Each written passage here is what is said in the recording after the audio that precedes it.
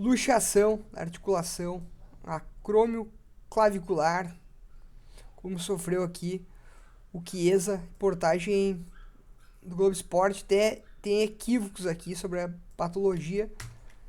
Mas vamos falar um pouco da anatomia dessa articulação, que ao contrário da externo clavicular, a acrômio clavicular, ela é muito pouco móvel. Como a gente consegue ver aqui, apenas 5 graus de rotação. Essa aqui é uma sinovial do tipo plana, que ela permite apenas o movimento uniaxial. Ela é muito estável ali por diferentes ligamentos, que são eles dois ligamentos principais, resumindo aqui no trecho do material de observação anatômico. O acrômio clavicular, que ele dá estabilidade horizontal. Então, esse tipo de estabilidade aqui nesse plano, estabilidade antero-posterior, é conferida por esse ligamento, que é o primeiro a ser lesionado, mas a gente já vai falar um pouquinho melhor disso. Além disso, a gente tem o famoso coraco clavicular, que é composto por duas partes, a parte trapezoide e a parte conoide. E o outro, então, que resumidamente dá estabilidade horizontal, então esse, como a gente vê a orientação das fibras, o sentido delas, a gente vai já entender que esse aqui dá estabilidade vertical. Então, esse é o coraco clavicular, que ele tem a porção trapezoide, que é um pouco mais lateral, e vai se inserir aqui na linha trapezoide. E aí, indo mais para medial, a gente tem o conoide, que se insere no tubérculo conoide. A gente consegue ver aqui.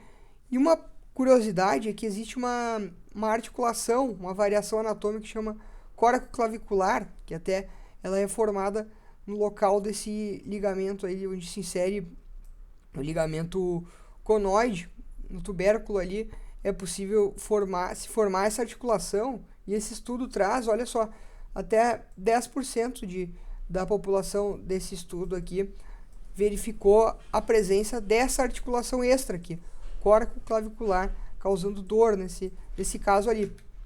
Só uma revisão, então é uma articulação sinovial plana, que ela também, como pode ver aqui, ela tem um disco articular que ajuda a amortecer um pouco essa região incongruente ali. Então, como é que lesiona essa região, que também está incluída no complexo suspensor superior do ombro, como a gente viu lá na aula de fraturas da clavícula, inicialmente veio falando disso, a parte distal, todas essas estruturas, elas seguram o ombro, seguram o membro superior. Então, na verdade, quando tem essa lesão, como demonstrado nessa animação aqui, o que acontece é o seguinte: não é a clavícula que sobe, é o ombro que vai descer, porque esse complexo suspensor superior, ele perde a capacidade de segurar o membro superior. E aí que a gente viu o grau 3 na animação, né? Há diversos graus, que a gente vai falar mais à frente, e as estruturas que vão rompendo. Essa lesão é muito comum, inclusive a gente vê aqui o lateral Marcelo teve essa lesão, e até nem não tem a imagem, daí foi veiculado que o próprio Sérgio Ramos já tinha tido essa lesão. É extremamente comum, muitas vezes não vai corretamente documentado na mídia, e acontece geralmente dessa forma aqui, uma queda sobre o ombro, um impacto lateral, muito comum, que eu mais vi até hoje foi no ciclismo, quedas do ciclista dessa maneira aqui, o impacto também em outros esportes e acidentes automobilísticos, mas, via de regra, esse aqui ó, é o mecanismo clássico, o impacto lateral ali, comprimindo essa região aqui, ou no acrômio, assim, afundando a região do membro superior. E esses 6 graus de classificação descritos pelo Rockwood, que foi quem criou o Rockwood, o nome principal do livro Rockwood, ele que descreveu isso, inclusive o médico que eu tive a oportunidade de acompanhar lá nos Estados Unidos, ele acompanhou o Rockwood e ganhou uma carta de recomendação. Inclusive tem um módulo bônus aqui no curso, que é a experiência nos Estados Unidos, que conta diversas coisas que eu aprendi lá, o que eu achei diferente daqui do Brasil e muito mais. Então corre lá no módulo bônus para ver isso depois. Então, Começa no grau 1 e vai até o grau 6. E a primeira coisa a ser lesionada é esse ligamento acrômio clavicular, que dá a estabilidade horizontal. E conforme a gente vai progredindo, a gente tem só um grau leve, depois a gente rompe completamente esse ligamento. Avançando, a gente chega no coraco clavicular. E o grau 4 aqui tem uma particularidade, que a clavícula tem um desvio posterior, como a gente vê aqui, uma característica mais típico de impacto na região do acrômio, na escápula anterior-inferior, para causar isso aqui, fica preso no trapézio, que é um slide do caveirão de ortopedia. Avançando, então a gente chega no grau 5, observe que o 5 ele é parecido com o 3, aqui tem uma particularidade, o 3 ele dobra essa distância aqui do coracóide para a clavícula em 100%, e no outro aqui a gente tem um aumento de 300% dessa distância. E o grau 6, finalmente, que é, olha que esse aqui é o único que desce a clavícula, de fato. Isso aqui é um trauma específico daí, com o membro superior em hiperabdução, rotação externa do ombro e retração da escápula, tende a causar esse traço muito raro. O clássico mesmo é esse aqui, uma queda sobre o membro superior do ombro aqui, bem como a gente vê aqui nesse lance. Observa a queda do Salah sobre o membro superior esquerdo, essa lesão que ele teve na final da Champions League. Lance com o Sérgio Ramos. Nesse momento, ele tem um impacto na região do acrômio e joga o ombro para baixo, perde a sustentação, ele saiu do jogo, ficou ameaçado até a participação dele na Copa do Mundo da Rússia por causa desse lance aqui.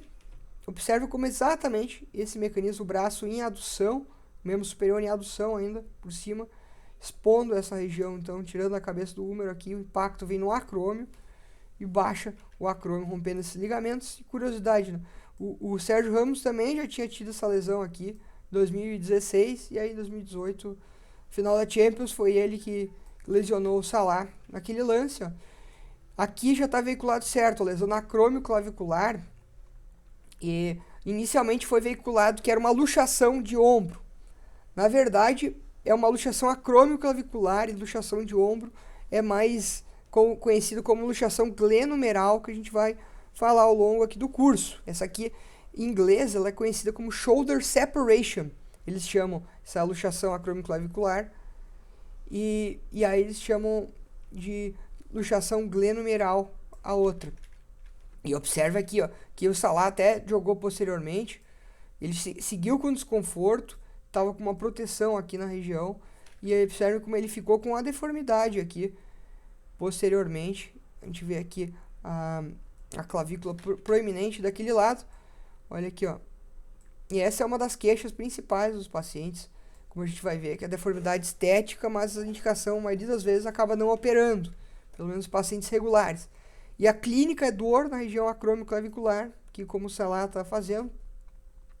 E um sinal clássico é esse aqui, ó, tecla de piano, que a gente pressiona, desce a clavícula, mas ela volta a subir. Mas na verdade é o ombro inteiro que caiu. Isso é o sinal da tecla de piano. E outra coisa do diagnóstico, o exame de imagem, para você saber incidência de Zanca, que é uma incidência cefálica, olhando de baixo para cima, e tem que ser feito bilateral, inclusive, para comparar esse espaço aqui. Lembra que eu disse que variava do grau 13 e do 5?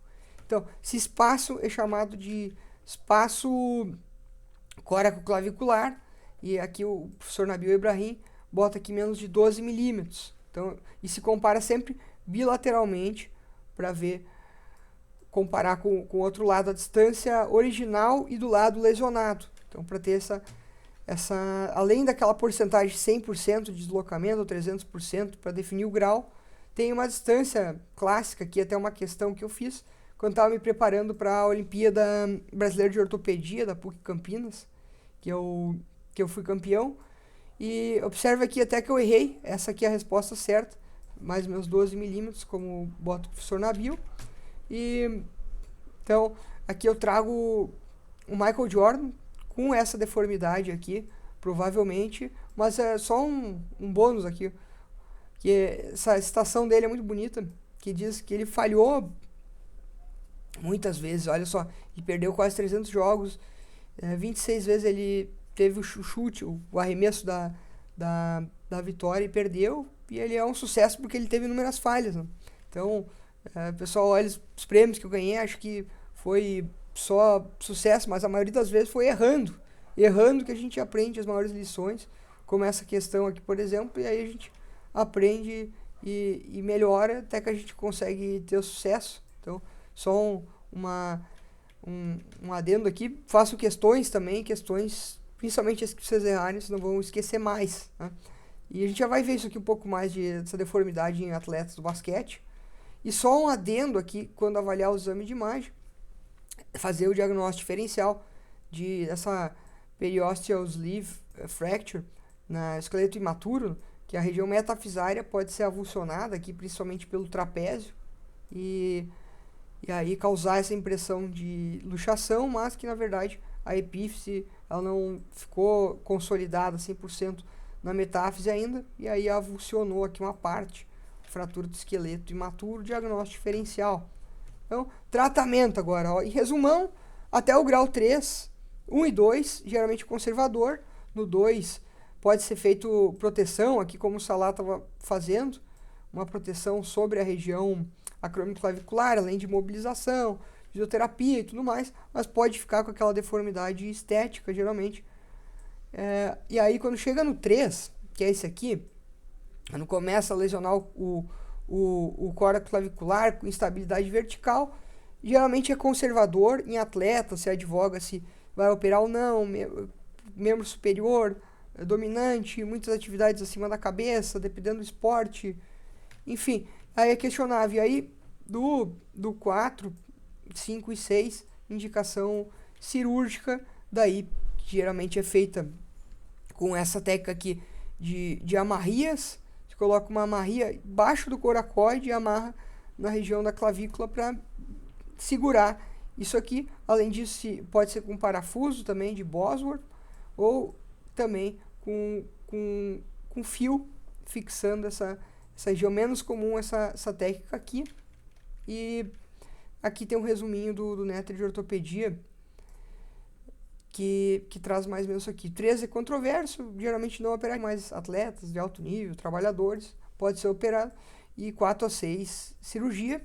E um plus aqui nas complicações, que lá no primeiro slide da articulação já dizia assim, no trechinho, que esse é um lugar comum de artrose e lesões e complicações. Então, a principal delas são disfunções aqui, podem ser geradas depois dessa lesão, como essa deformidade estética também, que já comentei, pode gerar artrose ali.